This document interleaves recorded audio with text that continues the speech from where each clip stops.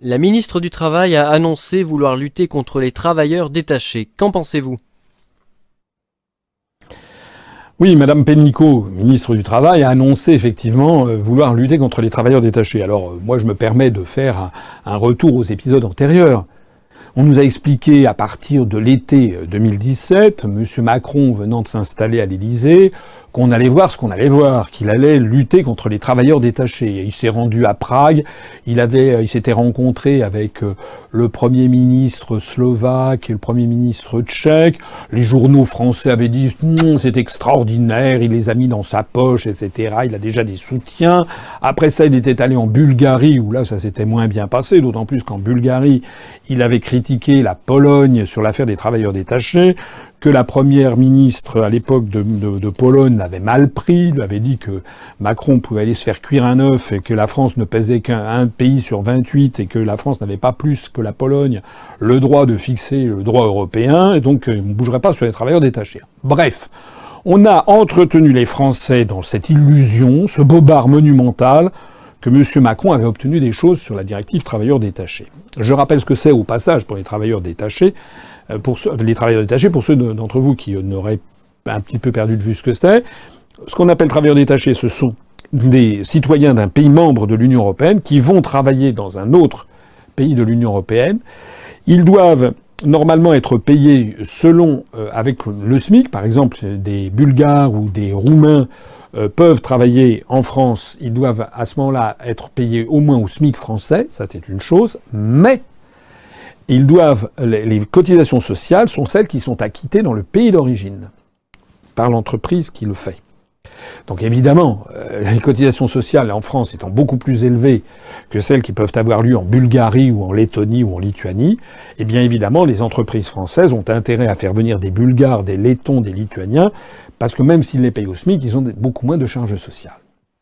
Ajoutons à cela la procédure particulière aussi concernant les transports routiers avec les travailleurs détachés. Enfin bref, tout ceci pour dire que M. Macron, paraît-il, avait obtenu des choses formidables, il n'a rien obtenu du tout. Et le poteau rose vient d'être dévoilé, révélé, et on vient d'apprendre, effectivement, ces jours-ci, que le nombre de travailleurs détachés en France a augmenté de façon phénoménale. L'année dernière, en 2017, on a compté officiellement 516 000 travailleurs détachés, une augmentation de 46% par rapport à 2016. Il faut que les Français qui m'écoutent se rendent compte du phénomène. Les travailleurs détachés, ils étaient, d'après les statistiques, 96 000 en France en 2008. 96 000 en 2008, 2008 c'était hier, c'était il y a 10 ans. Ils sont désormais passés de 96 000 à 516 000. Ça veut donc dire 420 000 de plus. 420 000 travailleurs détachés en France, ça veut dire 420 000 emplois qui sont pris par des Polonais, des Bulgares, des Slovaques, au lieu de Français. Ça veut donc dire 420 000 Français au chômage en plus. C'est ça que ça veut dire. Face à ce désastre, qui revient à quoi? Qui revient à mettre en concurrence les systèmes de couverture sociale, de protection sociale et de charges environnementales, etc., qui peuvent peser sur les emplois en France. Ça veut dire qu'on assiste à une augmentation du chômage et que la logique économique, c'est que les entreprises françaises embauchent des étrangers. Donc la logique, c'est qu'on démolisse le droit du travail. C'est ça, la construction européenne. Il s'agit de démolir le droit du travail. Il s'agit d'appauvrir la population pour le plus grand bénéfice des détenteurs des capitaux des entreprises. Alors, face à ce scandale, n'importe quel homme d'État en France digne de ce nom, c'est-à-dire qui est là pour défendre l'intérêt du peuple français, non d'une pipe, devrait dire « Je n'applique plus la directive des travailleurs détachés ».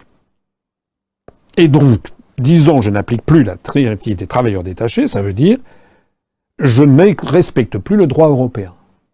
Et ne plus respecter le droit européen, sauf à être traîné devant la Cour de justice de l'Union européenne et à être condamné à des amendes jusqu'à ce qu'on applique le droit, il n'y a qu'une seule solution pour ne plus l'appliquer, c'est de sortir de l'Union européenne.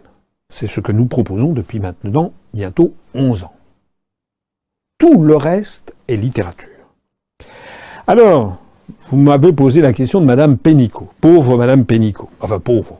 C'est l'une des ministres les plus riches du gouvernement. Elle a une fortune considérable. D'ailleurs, les réformes fiscales vont lui donner, je crois, un abattement fiscal de l'ordre de 60 000 euros, si j'ai bien vu. Enfin bon, nous avons affaire à quelqu'un qui est extrêmement riche, qui a fait de l'argent d'une façon d'ailleurs plus ou moins contestable comme directeur des ressources humaines, etc. En fait, c'est une femme qui vit dans sa bulle, très riche, et qui se fiche comme d'une guigne, en fait, du sort des Français pauvres. Elle est ministre du Travail. Alors, Madame Pénicaud, telle la Pompadour moyenne, a regardé ça à travers un face à main, elle a dit « Ouh là là, c'est très mal, on va partir contre les travailleurs détachés ». Qu'est-ce qu'elle a proposé ? J'ai cru avoir la berlue quand j'ai lu ça. C'est qu'elle a proposé de partir en guerre contre le travail illégal. Mais c'est pas des travailleurs détachés. Le travail illégal, ce sont des travailleurs détachés qui en plus travaillent au noir. Elle ne fait rien contre les travailleurs détachés. Elle dévie la colère populaire vers des travailleurs au noir. Par des entreprises qui embauchent des travailleurs détachés de façon illégale. C'est-à-dire, vous savez, il y a quand même des contraintes, c'est-à-dire que les travailleurs détachés, il y a un contrat qui devait durer 2 ans, qui doit durer 1 an, etc. Et il y a des entreprises qui tirent sur la corde, c'est-à-dire que ils ont des travailleurs détachés, dans le cadre de la procédure des travailleurs détachés, mais n'en respectent pas toutes les clauses. Donc c'est là-dessus. C'est-à-dire sur une partie, en fait, du problème. Mais qu'est-ce qu'elle a dit ? Elle a dit, alors ça, il faut quand même vraiment le faire, c'est qu'elle va lancer la tactique anglo-saxonne du name and share.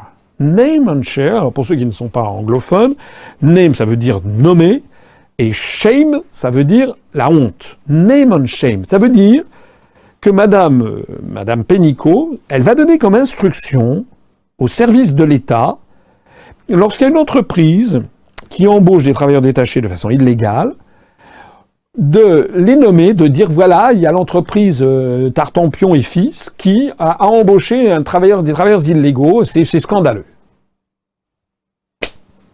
Voilà. Voilà ce à quoi est réduit l'État. Non, je suis désolé, ça c'est pas de l'État.